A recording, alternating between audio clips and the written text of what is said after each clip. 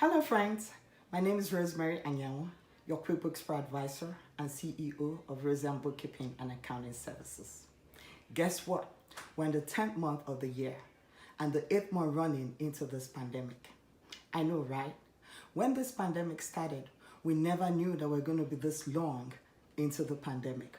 We never knew that we're going to stay at home this long. We never knew that we're going to have a new normal. Well, here we are in the middle of a pandemic. Now, I know that the pandemic has caused a lot of deaths, mishaps, misfortunes, bankruptcies, job losses, and the one that keeps staring at us in the face, the high rate of unemployment. But I'm here to let you know that even in the midst of this pandemic, you can still make it. You can still survive financially. You can still survive without having to wonder where your next meal is coming from, where your children are going to be fed, how your family is going to survive. You can still make it. There's always hope at the end of the tunnel. I didn't realize the impact of this pandemic until I was invited to a conference to speak recently. And I spoke on how to survive financially in a pandemic. And at the end of the conference, I got tremendous feedback. I got a lot of questions. I got a lot of responses. And people, were really grateful for the tips that I shared with them.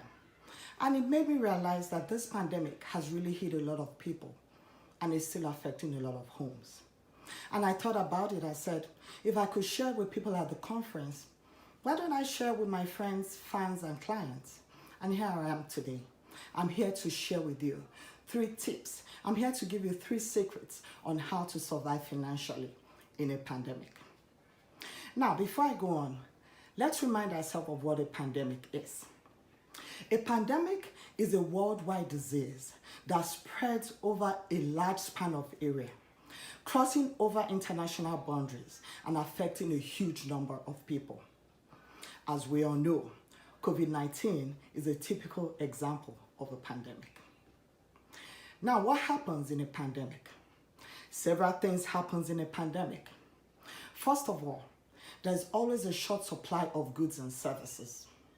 Apart from that, there's a huge demand of goods from consumers, and this leads to panic buying. Just as what we saw at the beginning of the pandemic during the lockdown, people were scrambling for tissue papers, paper towels, disinfectants, hand sanitizers. And when all those things were happening, we noticed a huge, we now noticed that there was short supply because consumers were grappling and running around to get all this, which is quite unfortunate. During a pandemic, there's also food shortages. There's disruption to factory production, and there's disruption to logistics. There's also delay to shipment of goods and provision of services. A lot of things happen during a pandemic. There's world global market crash, and then the one I spoke before, a high rate of unemployment, which is really, really sad. But I'm here to encourage you that despite all this, as I said earlier, you can still survive in a pandemic and you can make it financially. Now, what are the secrets to surviving financially in a pandemic? There are 3 main secrets to surviving. The first one is to stock up your emergency fund. The second one is to stock away cash. And the third one is to set up a budget.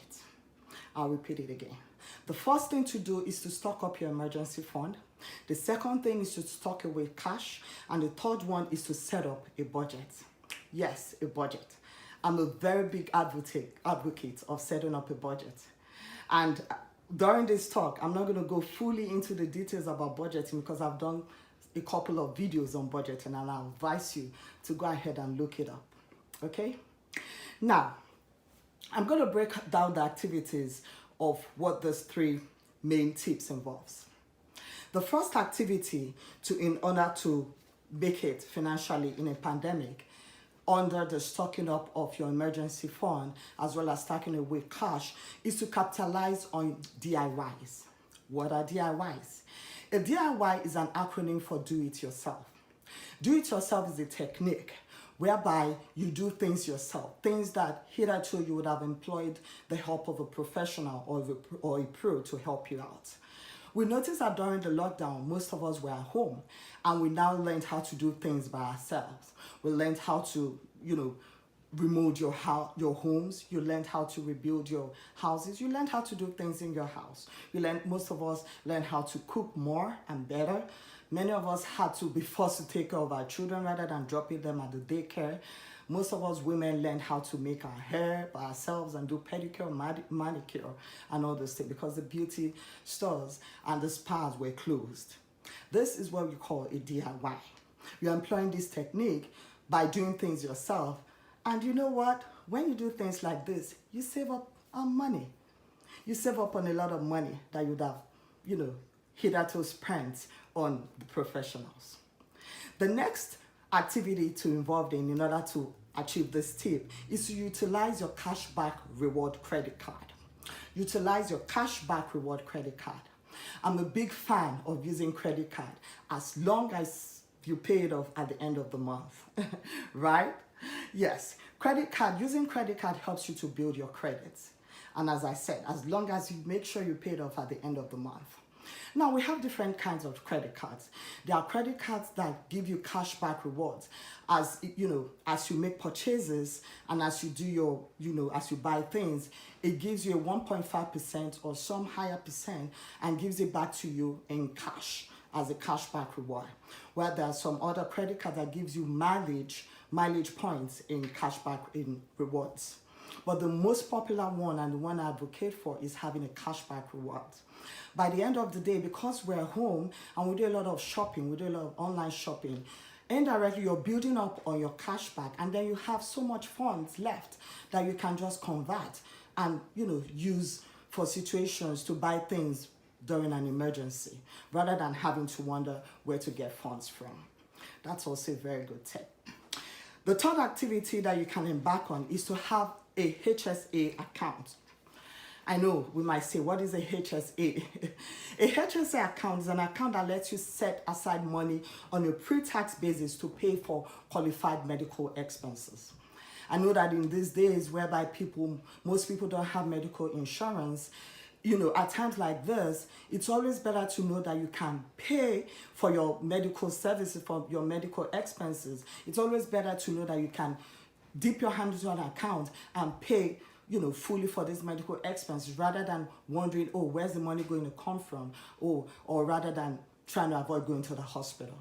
The HSA account also helps you pay for things like your deductibles, co-pays, co-insurance, and helps you to reduce your health costs. And it's not difficult to get. You can also always get this from your financial institution or from your employer. I'll advise you to check it out.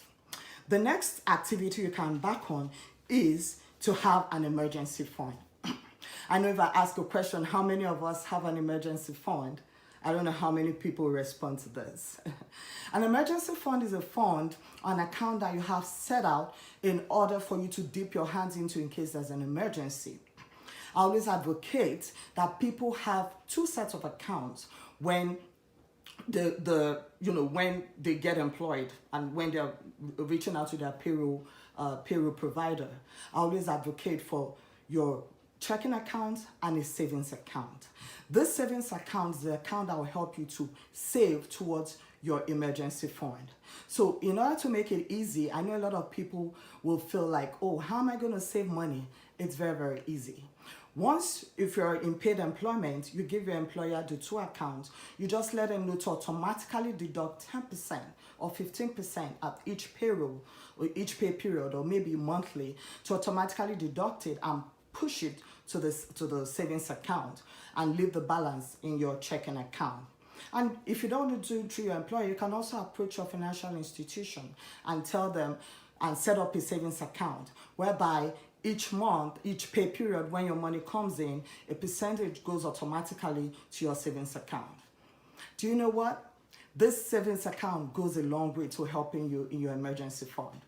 And what it helps you to do is that when there's an emergency, you're always assured that there's an account you can dip your hands into and get your funds anytime you need it.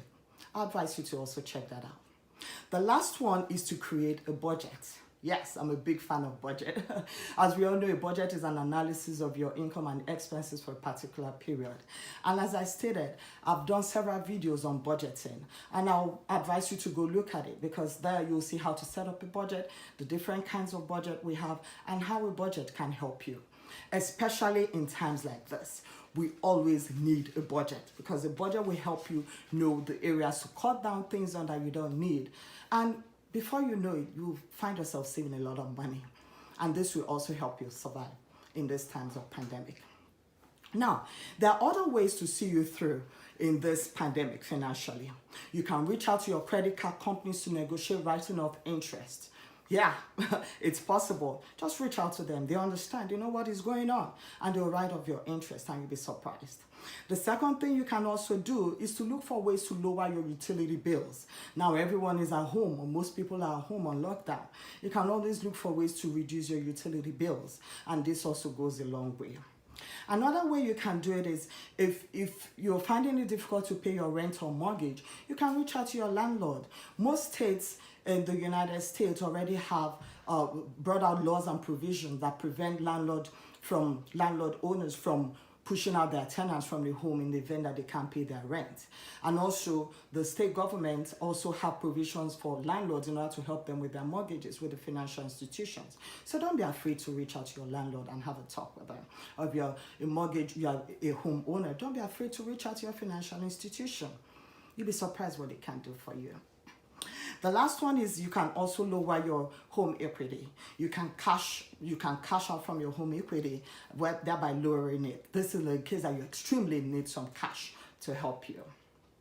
There's so many other tips, but as time goes on, I'm going to bring out ways in order to help you achieve all this. But I want you to know that in this pandemic, it is possible to make it financially. It is possible to survive financially. You don't have to run around scrambling for food. You don't have to wonder where your next meal is going to come from. You don't have to wonder how your children are going to survive. You don't have to wonder how you're going to pay your healthcare bills. Once you take care and look through all these tips and make sure you engage in them, practice them, be disciplined about them, I assure you, you're going to make it financially and survive financially in this pandemic. And I also want to encourage us. Yes, this pandemic is still on. We don't know when it's going to end. We're still waiting on a vaccine to come on. And we're still hopeful that in a way it's just going to go away. But while it lasts, I want to let you know that as long as there is life, there is hope. Just keep the hope alive. Just keep up the good spirit. Just know that you can survive. Know that you will make it through this pandemic. Don't give up hope. Know that in the midst of it all, you're going to make it. You're going to survive. And you're going to make it financially. To your success, I say, take care. See you next time. And stay safe. Thank you.